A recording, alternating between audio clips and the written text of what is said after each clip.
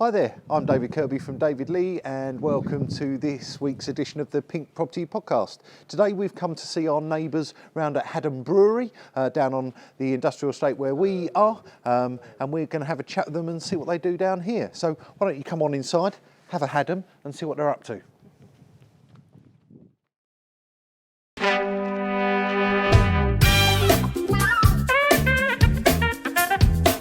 You're listening to the Pink Property Podcast, where each week we'll be showcasing one of the unique local businesses in our area, finding out about what they offer and the journey they took to get to where they are today.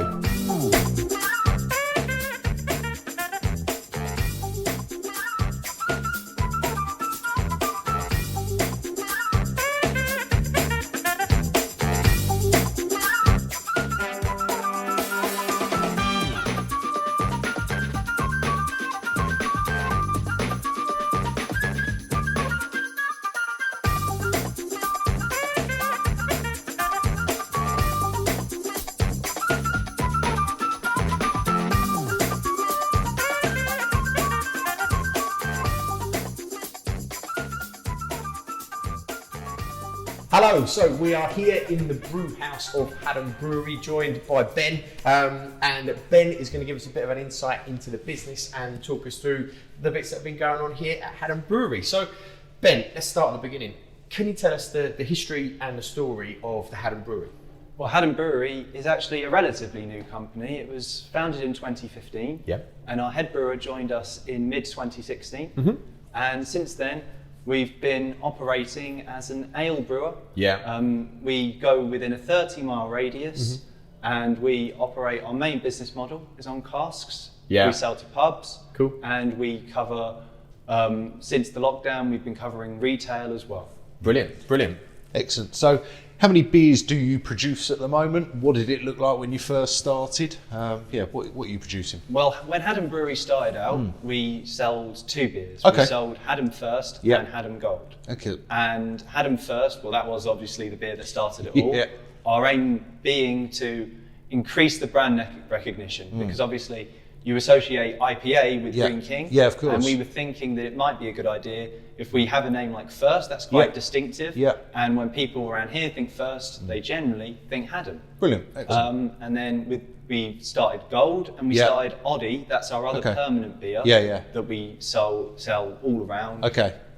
We've been doing those for quite a few years now. And then since then, we've also developed 4 other beer flavours. Okay. We have our summer ale, our autumn ale, and our spring ale. Brilliant. That's Dragonfly, Red, and Amber in that order. Amber's a new one, which we're launching on the weekend in our tap room. Excellent, exciting. And Kira is our porter.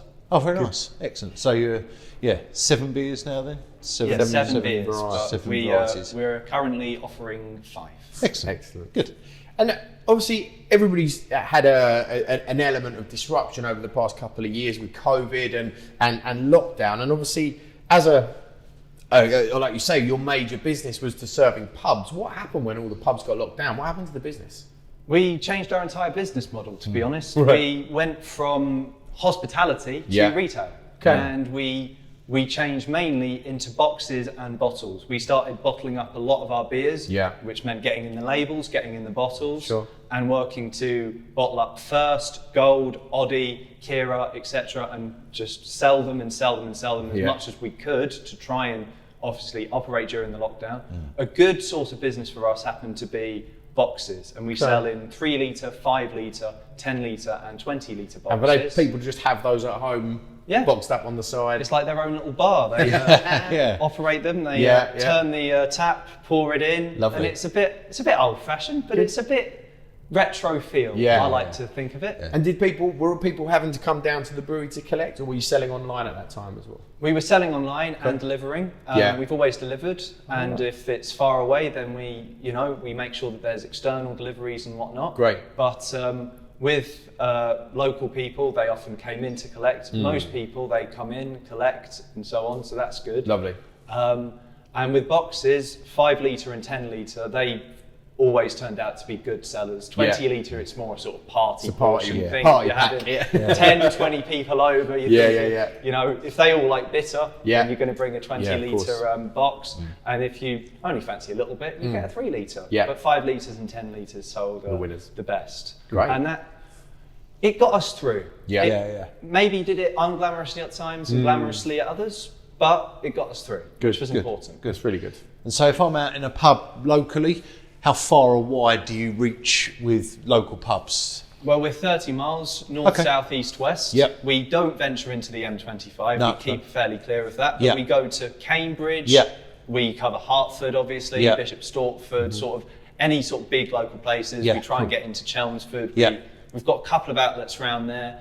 And it's fairly healthy.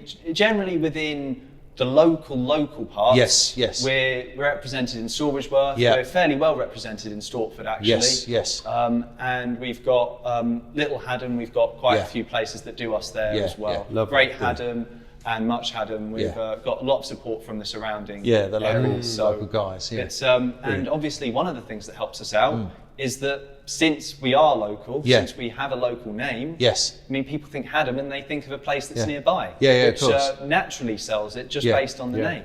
Brilliant. But we go out all around the county, and some people know what Haddam is, some people don't. But some people just like our beer. So it's, it works out a bit naturally like that. Excellent. And you were telling us prior to coming on that it's quite a special way that the beer is put together with regards to local sourcing and tell us about that. Tell us about. Well, we're blessed with our position in the country. We are on a path called the Icknield series, which stretches from the Norfolk-Lincolnshire border right down to Dorset. And Hertfordshire occupies a central location within that frame. Now, England and Britain as a whole has been blessed with the right sort of grain to use malting barley. And the southeast of England in particular, particularly blessed with that right soil, right grain. Our maltster supplies us with local malts and we use Hereford hops from a distinguished supplier with full traceability. So we get all that. And we have our own Haddon borehole as well. And we make sure that there's a little bit of Haddon in all of our beers.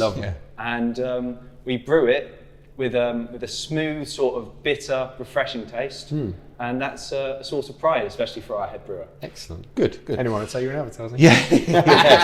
And you were saying to us that people can now come and visit you down here at site. So what does the new bar look like here that's opening? Our tap room, it's a bit of a brewery tap room. It's so you might think, you know, bearded fellows and all that sort of thing, but it's a bit more developed than that. We try to have a pretty homely feel. And it does do well in summer.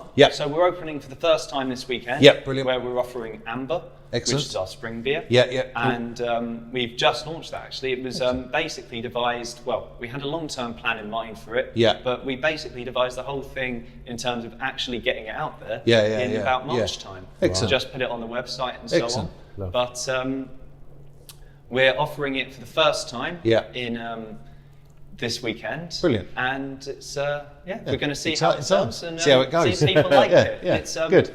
Similar-ish to first, but it's a bit different, a bit more flavoury. Lovely. So we're hoping it takes off. Excellent. And what happens sort of ongoing? So obviously this weekend is the launch of the tap room, and Saturday it was open. So going forward, when's it going to be open again? How frequently are you guys hoping to give the public access to come down and see? Well, the public's always got access, to be fair, while we're open. Monday to Friday, 9 to 5. If anyone likes to come in, have a look around, we're always open for that. Our sales director, Paul, is generally happy to take people around. Brilliant. And weekends, especially Saturdays, we're generally open all round summer, because that is a time when some of our bitters, especially Dragonfly, you know, appetise to people. So we're hoping that a few people come in, and we'll keep it open around summer to anticipate that. Oh, that'd be great. Sounds good. Great. Sounds good. And lastly, what's next for Haddon? What else have you guys got in the pipeline? What's coming through? Well, we're actually planning to get into craft beer and lager, which is it's a bit of a significant step for us. It's a bit, it feels a bit revolutionary. It's a bit of a swear word for you guys to come away from the ale to go towards beer and lager. Well, as our model is only real ale, it's become very much a sticking point. It's our modus operandi. Yeah. But with lager, it's there's not actually too much difference. Right. Ale yeast and lager yeast, that's the main difference between them, and also the way they ferment leading on from that. Ale yeast ferments at sort of room temperature, sort of about 20 degrees Celsius at the top of the fermenter. Lager, it's a bit colder, sort of 10 to 14 degrees Celsius, and it ferments at the bottom of the fermenter. Okay. And that's the main difference between the two. Yeah. We would need to, refine our fermenters, maybe get a new one, and work on, making sure that the lager tastes good. But we're definitely planning to get into craft beer, craft lager, and sort of hope that we offer fine stuff within that regard. Definitely. And what's the timeline on that? When people might expect to be able to see that? We're hoping this year. Cool. Good. Excellent. Later this year. Wonderful. It's going to be a big step for us, but it's a step we're definitely planning to take. Good. Lovely. Exciting times. Well, look, thank you very much for joining us today and giving us an insight to the brewery and what you guys have got coming up. We're recording this on Friday, but best of luck tomorrow for the opening of the tap room, and I hope the subsequent openings and Saturdays are nice and busy for you. But that's all we've got time for this week. Thank you so much for tuning in. If you and your business would like to feature in an upcoming episode on our Meet the High Street season, we'd love to hear from you. Please get in contact.